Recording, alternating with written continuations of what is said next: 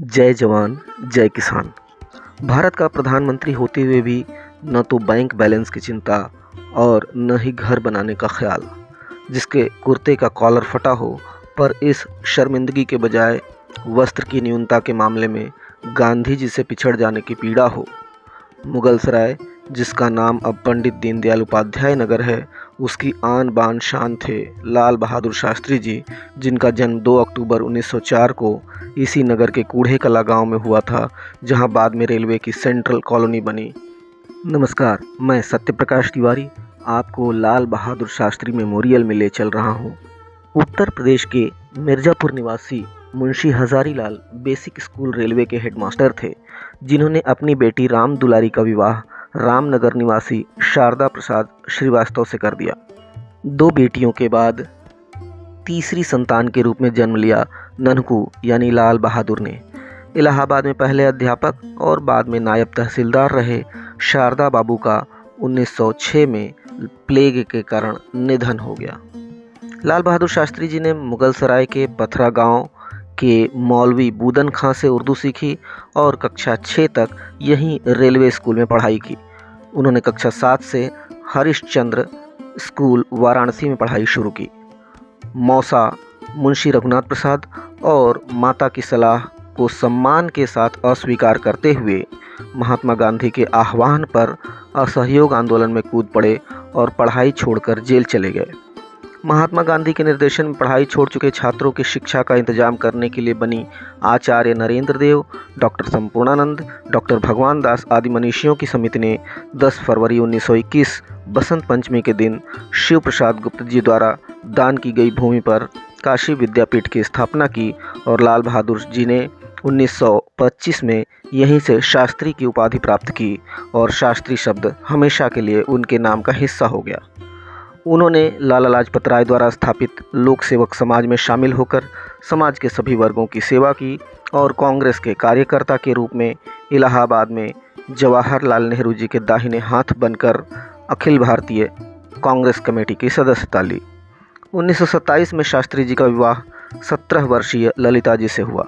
1930 में इलाहाबाद में कमला नेहरू जी की प्रेरणा से ललिता शास्त्री जी भी अंग्रेजों के विरुद्ध आंदोलन में शामिल हुई। शास्त्री जी 9 बार जेल गए, जहां वे 4 साल तक रहे। एक बार तो उनकी जेल यात्रा के दौरान उनकी मासूम बेटी पुष्पा की मृत्यु हो गई, पर वे डिगे नहीं।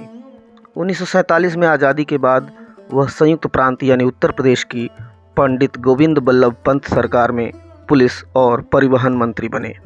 1952 में राज्यसभा सदस्य बने और नेहरू मंत्रिमंडल में रेल एवं परिवहन मंत्री। तमिलनाडु में रेल दुर्घटना हुई तो नैतिक जिम्मेदारी लेते हुए उन्होंने अपने पद से इस्तीफा दे दिया। 1957 में इलाहाबाद से लोकसभा सांसद और नेहरू मंत्रिमंडल में उद्योग मंत्री बने। यह उनके आवास का दृश्य आप देख पा रहे हैं। 1961 में पंडित गोविंद बल्लभ पंत की मृत्यु के बाद शास्त्री जी 1961 से 1963 तक भारत के गृह मंत्री रहे। नेहरू जी के निधन के बाद 9 जून 1964 को शास्त्री जी प्रधानमंत्री बने।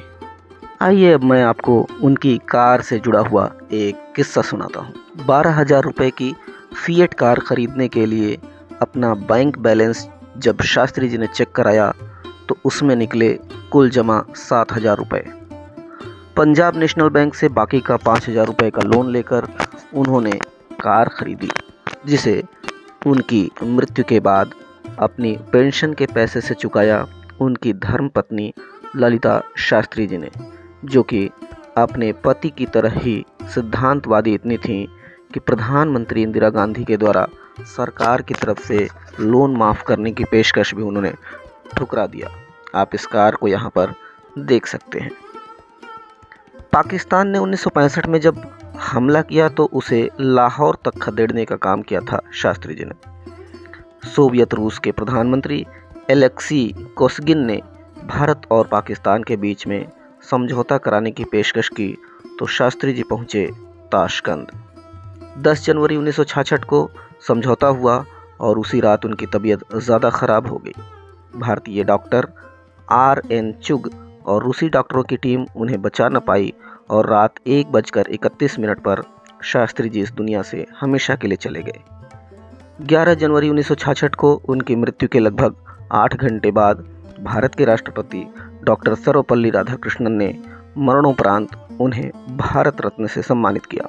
इस समय आप लाल बहादुर शास्त्री जी के आवास को देख पा रहे हैं, जहां आए हुए पर्यटक इस गुदड़ी के लाल की स्मृतियों को अपनी आंखों में और कैमरों में कैद कर लेना चाहते हैं। 11 जनवरी 1966 को शास्त्री जी का पार्थिव शरीर सोवियत संघ से विमान के जरिए भारत लाया गया और अगले दिन उनके बेटे हरि कृष्ण शास्त्री जी ने शांतिवन में अपने दिवंगत पिता को मुखाग्नि दी।